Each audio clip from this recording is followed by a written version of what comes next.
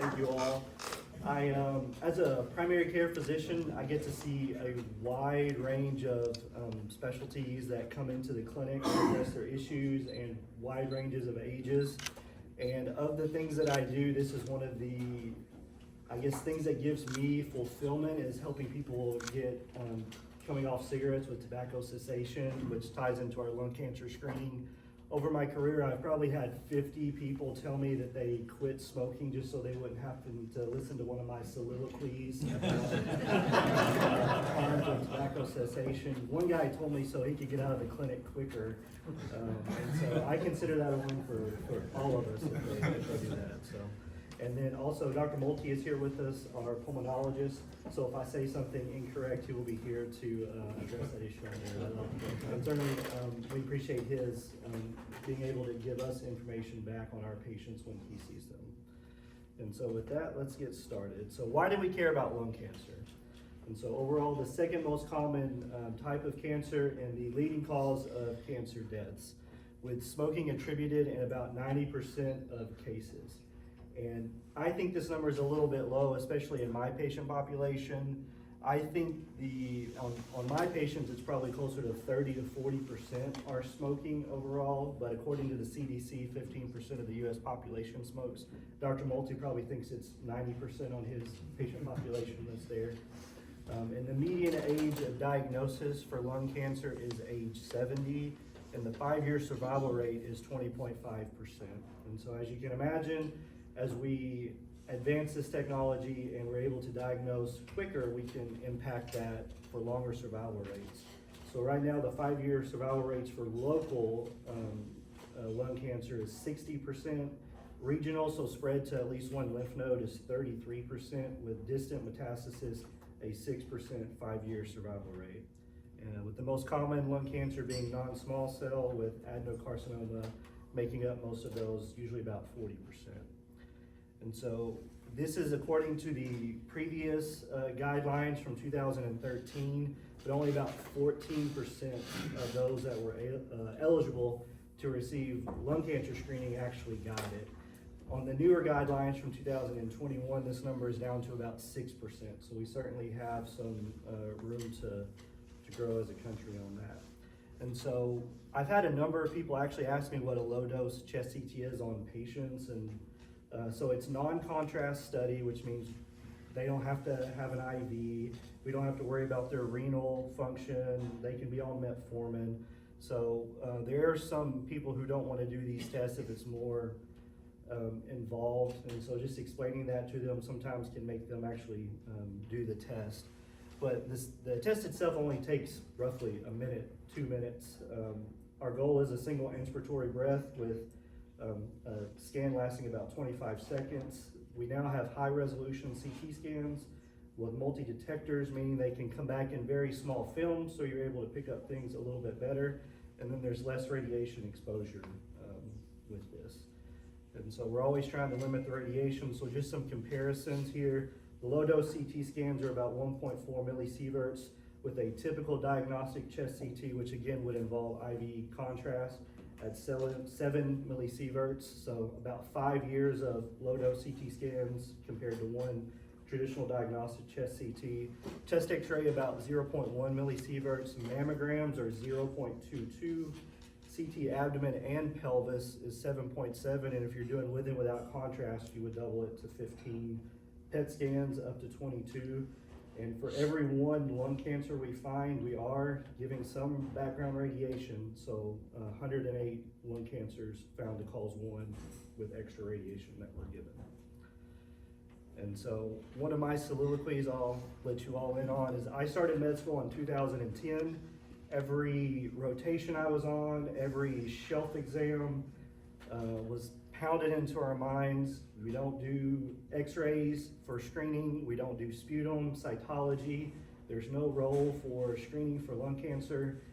And then in 2013, the recommendations came out. 2014, I started residency, and one of my attendings at the University of Mizzou was on the United States Preventive Services Task Force, who came out with these guidelines. So things will always change, and so that was kind of my first foray into medicine, that things are not always the same. But more recently, the guidelines were updated in 2021, and the big changes were they lowered the age at starting to screen and reduced the pack year history. And so the next two slides are kind of just the big takeaways if you remember nothing else from this. But the guidelines did come out again, updated in 2021. Age was lowered down to 50, so now between age 50 and 80, if you have a 20 or greater pack year history, if you are a current smoker or have quit within the last 15 years, and there are some elements of patient decision making on this, including they would actually desire treatment. And so there are some people who say, even if I have something, I'm not going to do anything about it. I'm not going to do chemotherapy, no radiation, no surgery. So at that point, probably not someone who would want to undergo some additional testing. If they have a limited life expectancy, so if they're on dialysis, severe heart failure, you're not expecting them to live 1 or 2 years, likely not a good test to do anyways, it's not going to impact anything. And then on all of the guidelines, they say patients must have smoking cessation discussed. Even on the 5-year survival rates, if they continue to smoke, you're going to have poor outcomes. So if someone would quit smoking because they were diagnosed with lung cancer, that would be an appropriate person, but if they're not, then that may not be an appropriate person. And so one thing that I always have trouble with, and there are no specific guidelines on this right now, is what do we do about cigars? And so the most recent data says that 1 cigar is worth 1 pack of cigarettes, so you can calculate it up that way, kind of based on that. Secondhand smoke, and so if someone lives with someone who smokes, they smoke inside, I think it would be reasonable to consider that that person is probably someone that needs to be screened as well, although we do not have real studies that say of that 10% that are not caused directly by smoke, how much of that is secondhand smoke. Over the years, especially in the younger generation, I think vaping is going to be a bigger issue. And so it's the nicotine is the addictive chemical, but not a cancer-causing chemical. But there still are some components in vape that does increase the risk for cancer. It's unknown right now in the studies how much of that is. It's not regulated right now in the vaping, so they can put different chemicals. Popcorn lung is a topic that's come up on that. So over the next 15, 20, 30 years, these guidelines will likely be updated to show that vaping may have a higher risk than what we think, but right now we don't really screen for that. And then even marijuana, with it being legalized at least recreation or medicinally here and eventually recreationally, I believe, we may have some guidelines on that too, on how we impact that. And I didn't put in a lot of the studies that were originally done that made these things change just over a small presentation, but the National Lung Screening Trial was one of the bigger trials that kind of started all this, and some of the information that they found was that as you continue to screen in subsequent years, you are still finding lung cancers. And as you screen in subsequent years, you're finding less stage 4 lung cancers, which is what their mission was to prove. And so the study stopped after 6.5 years after it showed a reduction benefit of 62 lung cancer deaths per 100,000 patient years as an absolute reduction. And the number needed to treat on initial lung cancer screenings was 320 in their study. And there's also various society guidelines. One that impacts us a little bit is Medicare and Medicaid, and so they will only pay for the low-dose CT scans up to age 77, despite all the recommendations of up to age 80. Thoracic surgery guidelines say between ages of 50 and 55, you can discuss with individual patients about the risk, but certainly at age 55, you can start the regular screening. And our brothers to the north in Canada, their guidelines say start at age 55 to 74, and you only screen yearly for 3 consecutive years. And then after that 3 consecutive years, you can stop, which is not what our guidelines show, nor what has been shown in our bigger tests. So just interesting that they have a little bit of difference of opinion that's there. And so initially when we were doing these, and we've made a big change at Baxter now, so whenever we get these back now, they're typically reported as numbers to you. I can remember at the University of Mizzou, and even some here in the very beginning, I would get a report back, it would say 7 millimeter nodule, right upper lung, solid. And then I'm like, well, what does that mean? So then I'd have to pull up the actual guidelines and see when it wanted to do it. But now it should pretty much come to you that has a scoring system on how you can report it. And so on one column is the score, and on the next column is when you're gonna actually follow up with an additional low-dose CT scan. And so a score of 0 is incomplete. You may not have cut all the lung. Patient may have been moving. Patient just wanted to stop the test early. But that one needs to be repeated again within 1 to 3 months. A negative reading, sometimes we'll have some findings on it, such as a fatty tumor or something that does not even appear as if it needs any follow-up. So you would, like normal, do that within 12 months. A true benign finding means they did see a nodule, something that is there, but is not concerning. Again, 12-month follow-up. Probably benign, just needs a short-term follow-up, 6 months. Of the scores between negative, benign, and probably benign 0 to 3, that compromises about 93% of your overall CT scans that you'll get back. So the vast majority are in this category. 4A and 4B are suspicious. I've actually not seen it reported back to me as 4A, 4B. This is typically when the radiologist says higher intervention needs to be obtained, whether you're going to refer to a specialist, Dr. Multi, oncology, or interventional radiology to take a biopsy. But according to the guidelines, you could repeat a low-dose CT scan in 3 months under a 4A category. And then there are some downsides to obtaining these tests. And again, this is what we talk to patients about beforehand, but false positives.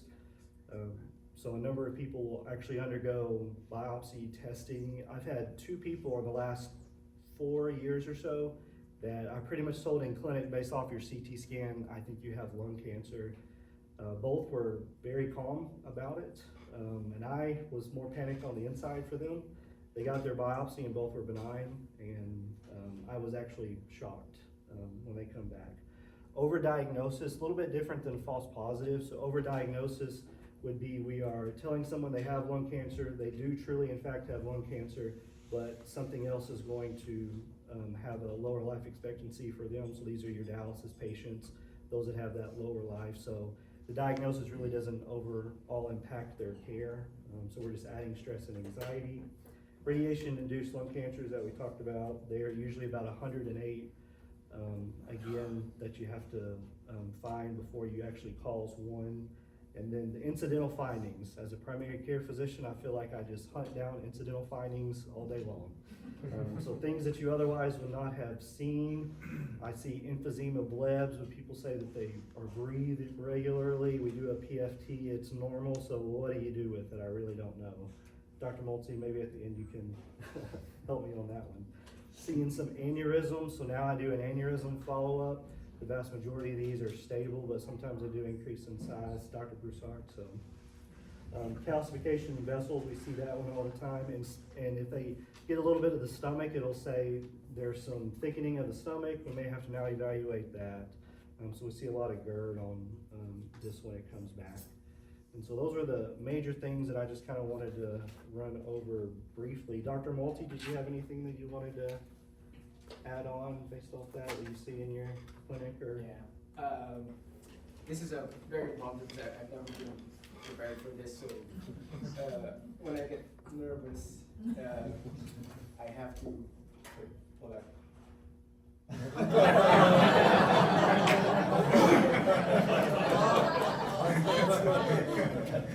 So we were led to believe that smoking actually kills, yet actually diabetes, causes more deaths than smoking. Did you know that? So when I pull at a Snicker bar, nobody says. Now, the only reason I gave that example was to emphasize we are sometimes led to believe, screening is great. We always look at, mammograms. So if you look at the mammograms in Arkansas, 28% new breast cancers diagnosed, right? Versus 15% for lung cancer. Yet the leading cause of death among women in Arkansas is lung cancer. So there's 28% increased deaths from lung cancer and only 13% deaths from breast cancer, right? So the focus now becomes, are we just missing the point? You know, are we missing lung cancer? So kudos to Dr. Stevens for explaining, you know, if you're above 50 and you've smoked at least 20 pack years, it doesn't matter if you smoke 5 years, but if you smoke 4 packs a day at 5 years, that's 20 pack years. You're gonna get a lung cancer screening. And I also agree that if you screen too short, like what the Canadians are doing, you may actually miss lung cancer, because I've seen patients who have spots in their lungs, diagnosed with lung cancer at 15 years of screening. So, lung cancer, very important, and that's my main takeaway for all of you. If you have any other questions, Ben Stevens knows very well my clinic. I've been busy because of him. Thank you. Any other questions for me? Yes. Actually, just a short statement. I'm Dan Alderman, for people who don't know me. I'm an interventional radiologist over here. Actually, just to kind of give a radiology, realistic, logistical, take on the lung screen CTs. So, just, as you may or may not know, there's a critical shortage of radiologists right now in the country. I know there's a lot of shortage of a lot of other specialties, but radiology right now is at like ultra critical shortage right now, and unfortunately, there's not many people in the pipeline coming through. And so, if you know my background, I live in Montana. 3 years ago, I came down to help a little bit with interventional procedures for a couple months. 3 years later, I'm still here, coming every 2 weeks. So I come 2 weeks a month from Montana to come to work. And I love this community, love the hospital, love the leadership here. So that's why I keep coming back. It's a great place, because I can literally put my finger anywhere in the country. I get calls every day, people want me to come all over the country. I love this community, and I hope to see here very well. But just to as when I'm not doing interventional procedures, I help out with the diagnostic procedures, and I can just tell you they're swamped down there. I mean, it's absolutely. And we talk about adding a few more scans from Fulton, adding a few more here. And while this test is an amazing test, just keep it in perspective that while it's a lot shorter, lower radiation dose for the patients, it's still the same amount of interpretation time for the radiologist. Everybody always thinks, oh, it's just a quick screening CT, but there's still, even these quick screening CTs, like I said, with the high resolution thin cuts, you're talking 600 or 700 images to read. And coronal sagittal reformats, 3D MIP sequences, all that stuff has to be interpreted. And again, I know we're just looking for lung cancer, but again, all the incidental findings that occur. So we have to still look at every structure on the body, all the anatomy there, the mediastinum, the aorta, the esophagus, the upper abdominal structures that we see, the bones, everything else also has to be interpreted. We're still responsible for everything on that CN. And so just to keep in mind, because utilization has been a huge issue for radiology, just more and more people are just ordering scans, and just keep in mind that it's not like a lab test where you're just ordering a CBC, it gets spit into a machine spits it out. There has to be human interaction. People have to actually look at every one of those images. And as everybody gets excited about all these higher resolution, thinner cut images, that's just more images to look at. When we do a CTPA now, pulmonary embolism study, it's over 2,000 images we have to review. And so, just to kind of let everybody know to please be patient, because I know radiology is backlogged. They've been trying to recruit for the past 3 years here aggressively, and unfortunately, there's just not much of a pool to recruit from. So while I think it's a great test, and I think it's going to save a lot of lives, just keep in mind that it is still a very time-consuming exam on the radiologist side to interpret. Again, like we talked about, like with little 7mm nodules and so forth, this isn't just sitting on a computer. We have to sit there and look at all those nodules, and then we make the interpretation, and it translated to the algorithm of, okay, what does that mean as far as follow-up and so forth. So this is something that has to be done individually by the radiologist for each exam. AI is coming in the next 5 years. A lot of this is going to be, just spit into computers, and diagnostic radiologists didn't come over. But in the next 5 years, it's going to be a bigger crunch, because utilization goes up, and there's just not a pool of radiologists to read all this stuff. So. And I think, Brian, you may add a little bit more onto this too, but I think the goal with Baxter is when a CT scan has been performed under the low dose, it will go in like a mammogram. Patients are supposed to be getting yearly reminders. I know that was something that had been talked about as an update. Yeah, I can't remember the whole details of that, honestly. I wish Jeanette was here, because it does have to be tracked, but I can't remember the exact format that's tracked in, so that's a failure on my part. But they should be getting yearly reminders on there too, which you will catch in your yearly visits. But another thing as a safer to make sure that people get follow-up on that. Any other questions for me? Thank you all for your time.